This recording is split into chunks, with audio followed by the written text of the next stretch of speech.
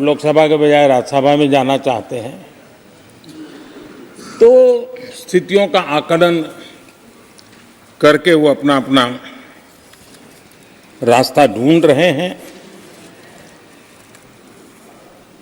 आदरणीय अध्यक्ष जी, राष्ट्रपति जी का भाषण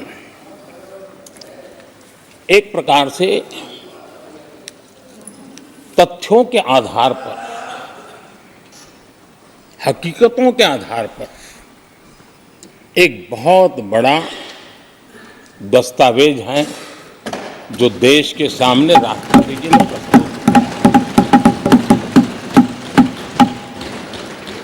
और इस पूरे दस्तावेज को आप देखेंगे तो उन हकीकतों को समेटने का प्रयास किया है जिससे देश किस स्पीड से प्रगति कर रहा है,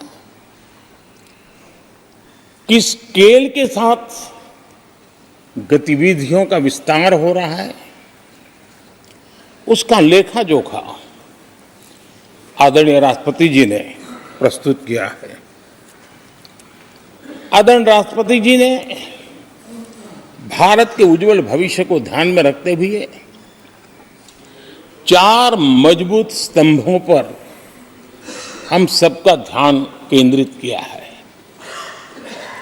और उनका सही आकलन है कि देश के 4 स्तंभ जितने ज्यादा मजबूत होंगे, जितने ज्यादा विकसित होंगे, जितने ज्यादा समृद्ध होंगे, हमारा देश उतना ही समृद्ध होगा, उतना ही तेजी से समृद्ध होगा।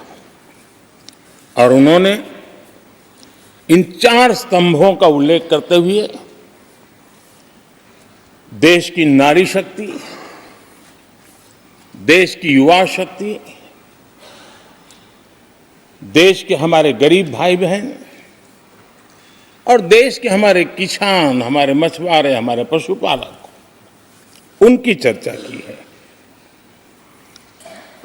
इनके सशक्तिकरण के माध्यम से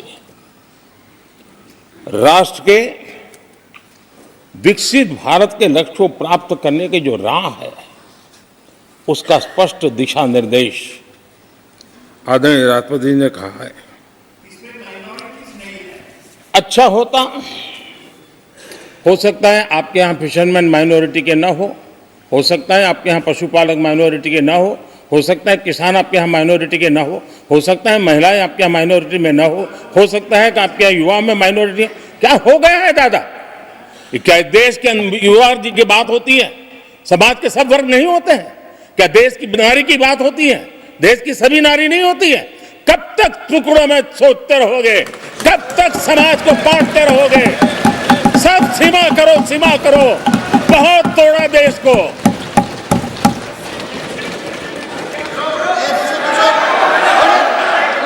आदरणीय अध्यक्ष जी, अच्छा होता कि जाते जाते तो कम से कम इस चर्चा के दरमियान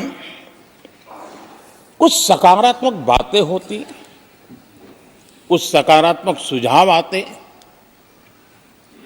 लेकिन हर बार की तरह आप सब साथियों ने देश को बहुत निराश किया,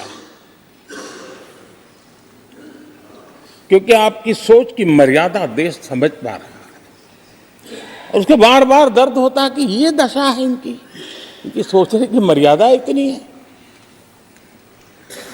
आदरणीय अध्यक्ष जी, नेता तो बदल गए लेकिन टेप रिकॉर्डर वही बज रही है,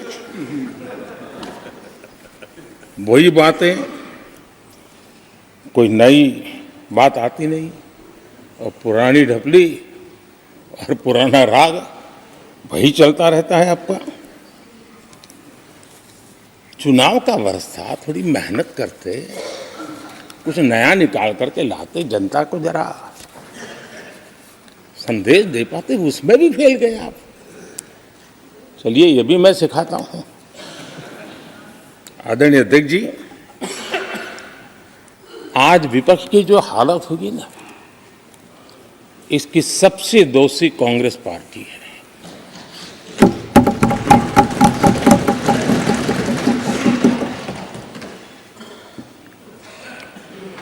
कांग्रेस को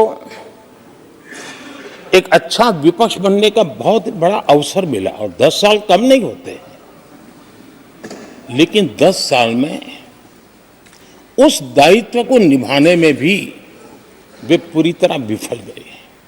और जब खुद विफल हो गए तो विपक्ष में और भी होनहार लोग हैं, उनको भी उभरने नहीं दिया, क्योंकि फिर मामला और गड़बड़ हो जाए।